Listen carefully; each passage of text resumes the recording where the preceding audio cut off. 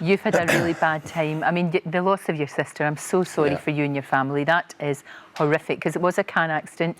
It was. She was in intensive care for what, about a week? She was out in Bristol. She was having a night out, just a standard night out, and she was just drinking, and it was, you just got to be so careful with alcohol as well, guys. Like, just be careful how much you're drinking on nights out.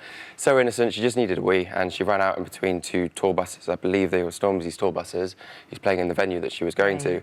And she ran out, and she's just, it was a really silly mistake. It's a tragic accident. And it wasn't the car. It was nothing to do with the car. It was just, she fell back and hit her head on one of the buses, and it was the damage. She was in ICU for a week, watching the blood pressure, the brain pressure go up and down, and it was just like... Oh, George, that's terrible. Whoa, and it was, she's gonna live, and then it was... You had hope at some stage? Yeah, completely, and then at the end, they just said, we've had the brain specialists in, and even if she pulls through, she's gone. Oh, jeez. And it was just like, wow. I mean, my dad had a bike accident last year, and he's got brain trauma from it, and he's getting through it really, really well. I'm so proud of him. But he's paralysed his left arm, and we had that to deal with the year before, and while I was doing Capital Breakfast. Yeah. And I went through it, but I've always kind of just focused on putting all this negative stuff into something positive, which is why you're doing what you're doing and why it's so important as well. I mean, because I know we are talking about mental health a lot more than we were, and you look at things like, you know, Prince William and Prince Harry and Kate have all been very much behind all of these campaigns, and that helps. And you were saying you've got your pal Emily, Emily. So you can talk to Emily. So obviously, you know, she's such a babe. Honestly, she's like the best person in the world. I don't know what I'd do without her. Lorraine, I could have after last year and the things that had happened, and it wasn't just the one, it wasn't like I just lost my sister, I kind of lost my job and my dad and mum. It was a lot at once, and I didn't really know how to cope with it, and I've just got amazing friends and my support system, and it's so important that you have that and you're okay to speak about it. I've just posted something on Instagram that I did last year with my friend who suffers with mental health, and I interviewed her about it, and she just spoke really honestly with me, and I put it online, and I never really wanted anyone, I never really made a deal out of it, because I just did it for the message, and it was like, now this is all making sense, because I didn't understand what mental health was then, and I did it for her, her. She inspired me. I wrote a song about a fan that contacted me about self-harming, and that was the whole idea of it. And now I've woken up, actually I watched it before into bed last night, and I was like, this Kate, I did this a year ago, and it's now starting to make sense, and her story is just beautiful, and she's come out the other end, and I had every single opportunity to just go bang, and for me to have just messed this up massively. So how bad did it get before you came out of this big dark hole that you... Okay, so it was May that it happened, and then I don't know how my brain really worked it out, because I just pretended it didn't happen, and I was back to work, and I was going and doing things I just shouldn't have been doing because I wasn't well enough to, and I didn't realise how much it affected me. And it's the things after that comes after, like my mum and looking after my mum and wanting to be there for my family, that becomes more important than how you're feeling.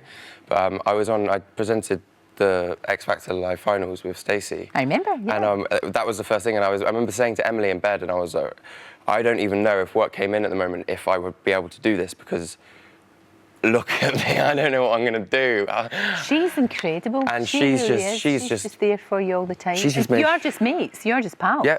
That's and she cuddles me at night when I'm upset, if I'm upset, and it's just she'll make sure I'm eating because I wasn't eating, and and I think there's a lot of stigma against antidepressants and mental health and how this should be tackled, and I just want to clear a few things up, and I've got a few things I need to say still, so. Good for you. I want to say no, it's fantastic. Do you feel now, despite the fact, obviously you've lost your sister, you're dealing with that on a day-to-day basis, I guess, because you never get over it really, do you? You just learn to live with it.